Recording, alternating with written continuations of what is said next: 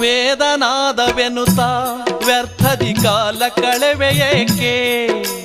ವೇದನಾದವೆನುತ ವ್ಯರ್ಥದಿ ಕಾಲ ಕಳೆವೆಯೇಕೆ? ಘೋರ ತಪಗೈದು ಕಾಣದ ದೇವರ ನೊಲಿಸುವ ಛಲವೇಕೆ?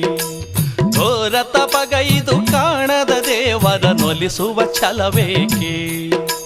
ಸಂಶಯ ಬಿಡು ಮನವೇ, ಗುಟ್ಟಿನ ಮಾತನ್ನು ಹೇಳುವೆನು. ಸಂಶಯ ಬಿಡು ಮನವೇ, ಗುಟ್ಟಿನ ಮಾತನ್ನು